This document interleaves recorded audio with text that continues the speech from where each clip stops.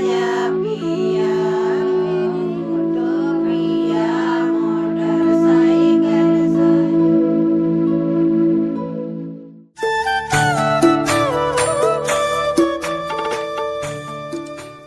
आज की लालन पालन वीडियो में आपका स्वागत है।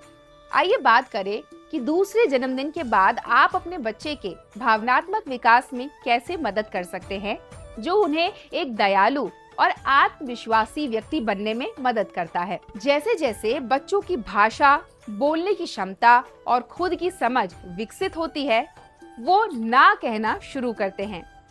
ये उनके व्यक्तित्व और बढ़ती आजादी का हिस्सा है और ये हर बच्चे के विकास का सामान्य चरण है। ना कहना ये भी दिखाता है कि वो ये समझने लगे हैं कि घर में कौन कौन से व्यवहार स्वीकार्य हैं।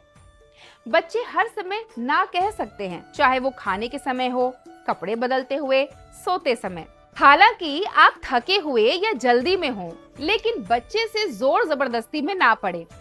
इसके बजाय उन्हें एक विकल्प दें, जैसे मुझे लगता है कि तुम्हारा रोटी खाने का मन नहीं है, तो बताओ आज रोटी खाओगे या चावल? या फिर तुम कौन सी ड्रेस पहनना चाहते हो जब बाहर जाना है, लाल वाली या हरी वाली? विकल्प देने से बच्चे को स्वतंत्रता की भावना मिलती है और टकराव टल जाते हैं। बच्चे खुशी, उदासी, निराशा, गुस्सा या जलन जैसे भाव महसूस करते हैं। ये सभी भावनाएं इंसान होने का हिस्सा हैं, लेकिन उन्हें कैसे व्यक्त किया जाए ये सिखाना जरूरी है। कभी कभी बच्चा काट सकता है, मार सकता है या खरोच सकता है। ये सब भावनाओं को व्यक्त करने का तरीका हो सकता है। आपकी मदद ऐसे समय में बहुत कीमती है।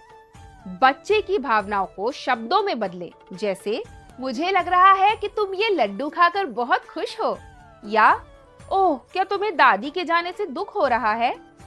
इन शब्दों को बार बार सुनने से बच्चा सीखता है कि भावनाएं क्या होती हैं और उन्हें कैसे व्यक्त किया जा सकता है।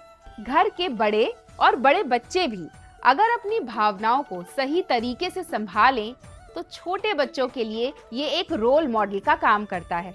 उदाहरण के लिए कहें, दीदी उदास है क्योंकि उसका पसंदीदा खिलौना टूट गया।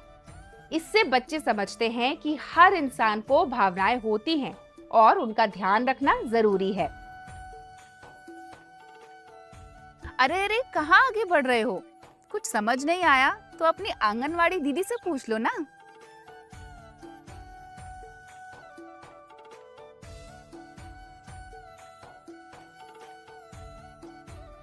कभी कभी आपका बच्चा अपनी भावनाओं को संभाल नहीं पाएगा और किसी को चोट पहुंचा सकता है।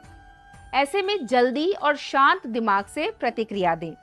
पहले ये सुनिश्चित करें कि दूसरा बच्चा सुरक्षित है और फिर अपने बच्चे को वहां से हटाएं। खुद शांत रहें और बच्चे को एक शांत जगह लेकर जाएं।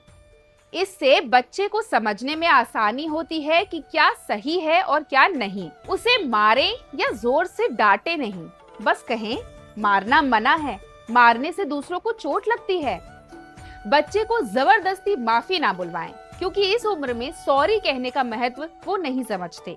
लेकिन ये जरूर जताएं कि आप उसके व्यवहार से खुश नहीं हैं।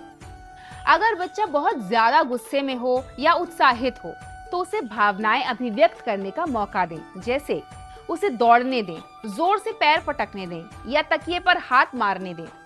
चॉकलेट या बिस्किट जैसे खाने की चीजों का इस्तेमाल कभी भी बच्चे के बुरे व्यवहार से ध्यान हटाने के लिए ना करें, वरना बच्चा सीख जाएगा कि ऐसा करने पर उसे इनाम मिलता है। अगर बच्चा बार बार मुश्किल व्यवहार दिखा रहा है, तो सोचिए क्या वो भूखा है या थका हुआ है। इन कारणों को समझना और समय पर नाश्ता या आराम देना इस तरह की मुश्किल स्थितियों से बचा सकता है।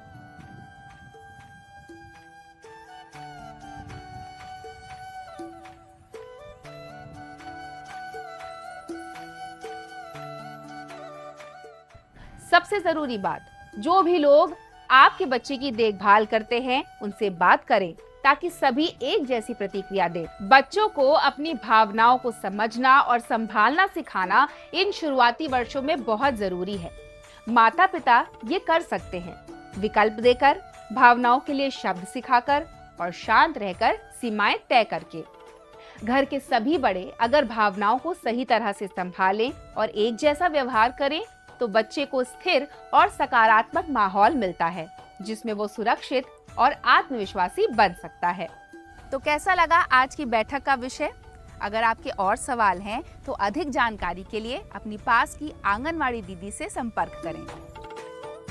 लालन पालन, महिला एवं बाल विकास विभाग, राष्ट्रीय स्वास्थ्य मिशन, संगत संस्था और समुदाय के सदस्यों के संयुक्त सहयोग से बनाया गया है।